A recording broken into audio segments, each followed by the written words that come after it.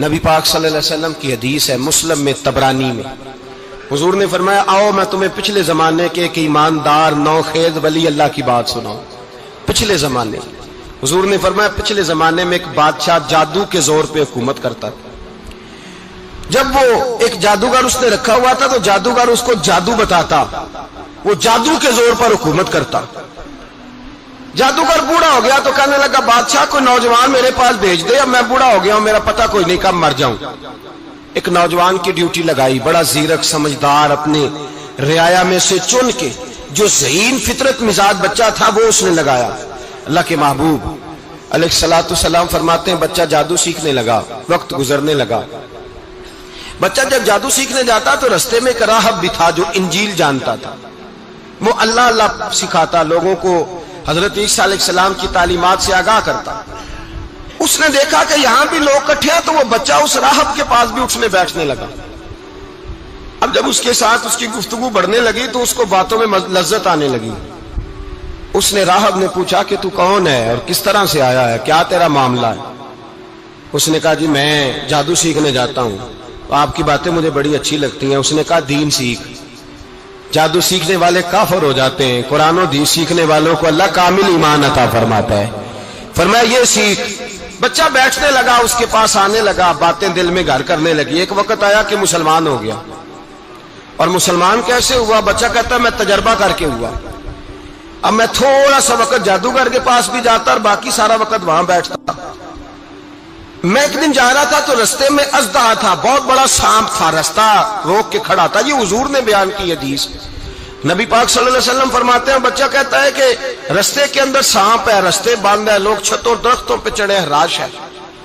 کہتے چھوٹا سا روڑا میں نے اٹھایا تو میں نے کہا اللہ اگر جادوگر سچا ہے تو اسے مار دے۔ چھوٹا سا روڑا میں نے پھینکا، اژدہا کوئی نہ مرا۔ پھر چھوٹا روڑا اٹھایا، میں نے کہا اللہ اگر وہ عالم سچا ہے تو اسے مار دے۔ اب جب میں نے روڑا مارا تو اژدہا مر گیا۔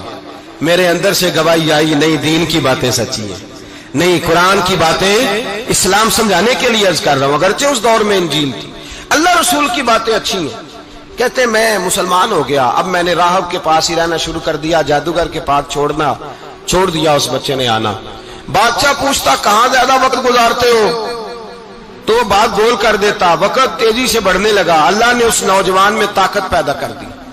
اب وہ اس کے اندر نا اللہ نے توانائی روحانیت پیدا کر دی، ابھی جوان ہے، 14-15 سال عمر ہے۔ اللہ نے اب جو بیمار بھی آتا وہ دعا کرتا تو اللہ صحت عطا کر دیتا، جو بھی آتا۔ بادشاہ کا ایک درباری تھا، بادشاہ کو پنکھا جلتا تھا، وہ اندھا ہو گیا، کوئی ایسی تکلیف آئی کہ نابینا ہو گیا، بڑے علاج کرائے شفا نہیں ہوئی۔ کسی نے اس بچے کا پتہ بتایا کانوں میں، اس کے پاس گیا تو بچہ کہنے لگا شفا تو ہو جائے گی پر کلمہ پڑھنا پڑے گا، مسلمان ہونا پڑے گا، جس پیغمبر کا میں غلام ہوں تجھے بھی بننا پڑے گا، دین پہ عمل کرنا پڑے گا، اللہ شفا دیتا ہے۔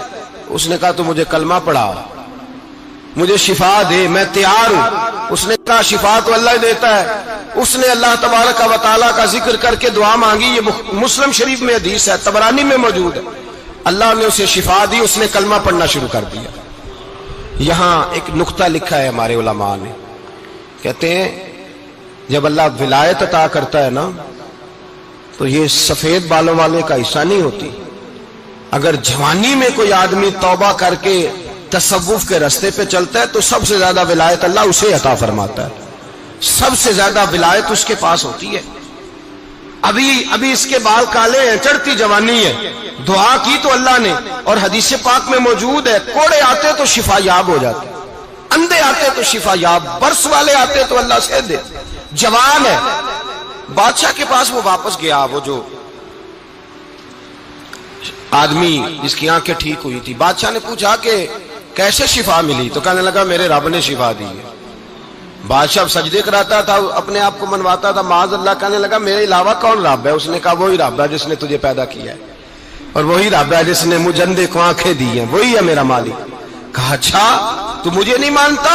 کہا نہیں میں اپنے رب کو مانتا ہوں۔ بادشاہ نے اسے سزا دی، ستایا، اس نے بچے کا پتہ بتایا، پھر بچے کو بلا کے ستایا تو اس راہب کا پتہ بتایا، راہب بھی قتل ہو گیا، نابینا بھی قتل ہو گیا۔ بادشاہ نے کہا سپاہیوں سے اس بچے کو لے جاؤ اور پہاڑ کی چوٹی پہ جا کے نیچے پھینکو تاکہ مر جائے. بچہ پہاڑ کی چوٹی پہ گیا تو ہاتھ اٹھا کے کہنے لگا یا اللہ میرے لیے نہیں اپنے لیے، میرے لیے نہیں اپنے لیے انہیں اپنی قدرت کے جلوے دکھا.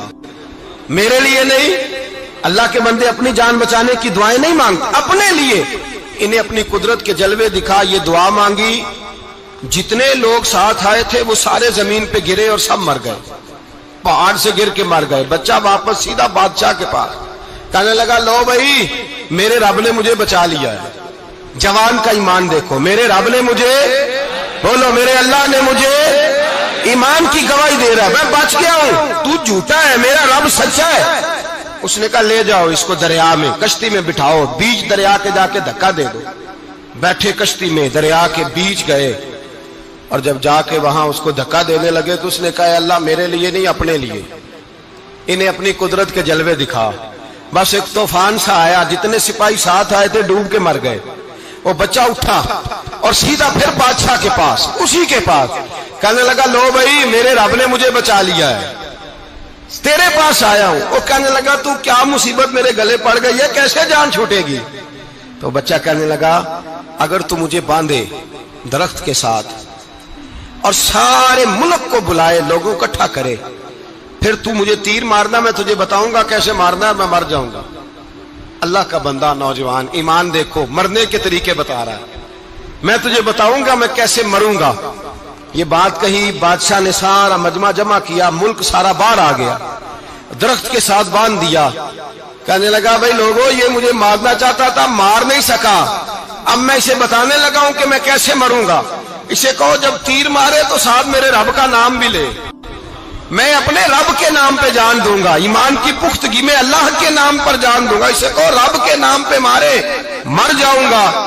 بادشاہ نے اللہ کہہ کے تیر مارا، پیشانی میں لگا، بچے کی روح پرواز کر گئی. جتنا مجمع کھڑا تھا سارا کلمہ پڑھ کے مسلمان ہو گئے، سارے مسلمان ہو گئے سارے. میرے رسول پاک سید عالم صلی اللہ علیہ وسلم نے نوجوانوں کو بتایا جب تمہارے اندر ایمان کی قوت آئے گی تو اللہ تمہاری مدد کرے. فرمایا وہ نوخیز ولی تھا، ابھی جوان رانا تھا، ابھی اس کی پیشانی پر جوانی کے آثار تھے، لیکن اس نے اللہ کو راضی کیا، رب کریم کو راضی.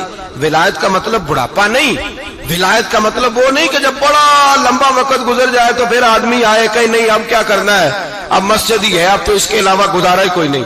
تو اس وقت کا آنا اللہ کی بارگاہ میں قبول تو ہے، لیکن شاباشی اسی کو ملتی ہے جو جوانی کا وقت آئے، جو عین اس وقت آئے جو وقت میرے رسول پاک علیہ السلام کے غلام عبداللہ ابن عمر، حضرت عبداللہ ابن عمر رضی اللہ تعالیٰ عنہ فرماتے ہیں کہ میں نکلا، مجھے سفر کے لیے جانا تھا، تو تھوڑی سی کھجوریں، تھوڑا سا سرکہ، ایک شہد کی بوتل، چیزیں میں نے سفر کے لیے ساتھ رکھ لی. میں جب مدینے سے باہر صحرا میں نکلا نا تو رمضان نہیں تھا، غیر رمضان تھا. میں نے ایک نوجوان کو دیکھا بکریاں چرا رہا، بکریاں چرا رہا. اے جوان، آپ فرماتے ہیں اس کا چہرہ بڑا نورانیت والا، گرد پڑی ہوئی پر بڑا حسین. فرماتے ہیں میں نے اس کو کہا کہ آ جاؤ کھانا کھا لو، روزے بھی نہیں تھے. کہنے لگا نہیں میں نے روزہ رکھا ہوا ہے. فرماتے ہیں میں نے کہا پتہ کروں کہ نیرا نیک ہی ہے کہ پرہیزگار بھی ہے. نیک وہ ہوتا ہے جو نماز پڑھے روزہ رکھے، پرہیزگار وہ ہوتا ہے جو گناہ سے بچے، وہ پرہیزگار ہوتا ہے. کہا پتہ کروں پرہیزگار بھی ہے کہ نہیں. کہتے میں قریب گیا تو میں نے جا کے اس کو کہا بھائی تیری بکریاں بڑی پیاری ہیں، میرا دل کرتا ہے ایک بکری مجھے دے دو. کہتے وہ جوان، غربت بھی پریشانی بھی، پر دامان توکل کی یہ خوبی ہے کہ اس پر پابند لگے ہوتے ہیں، دھبے نہیں ہوتے. غربت ہے. کہا جناب ایک بکری دے دو. آنے لگا جناب بکریاں میری نہیں، بکریوں کا مالک کوئی اور ہے. کہتے میں نے آزمانے کے لیے کہا کہ بکریوں کے مالک کو کہنا ایک بکری بھیڑیا لے گیا ہے، کہہ دینا بھیڑیا لے گیا ہے. تو کہتے اس نے میری طرف دیکھا، گرد سے اس کے بال اٹے ہوئے، آنکھوں میں روشنی، چہرے پہ اطمینان، لب و لہجے میں ایمان کی طاقت. نوجوان کہنے لگا حضور بکریوں کے مالک کو تو کہہ دوں گا بھیڑیا لے گیا ہے، جب عرش کا مالک پوچھے گا تو کیا جواب دوں گا، اللہ کو کیا جواب دوں گا. کہتے ہیں میں کانپنے لگا اس کی بات سن کے. واپس آیا، جو کام نکلا تھا وہ چھوڑا، واپس لوٹ آیا. میں نے پتا کیا کس کا غلام ہے، پتا چلا فلاں آدمی کا ہے. کہتے میں نے پہلے غلام خریدا، پھر پتا کیا تیرے پاس بکریاں کتنی ہیں، اس نے کہا 400. کہتے میں نے مالک سے ساری بکریاں خریدی، پھر غلام کو بلایا، پھر وہ بکریاں تحفے میں دی، تحفے میں۔ کہنے لگا حضور یہ سارا کچھ مجھے کیسے ملا؟ میں نے کہا تیرا ایمان بڑا پختہ تھا تو میرے رب نے تجھے انعام عطا فرمایا۔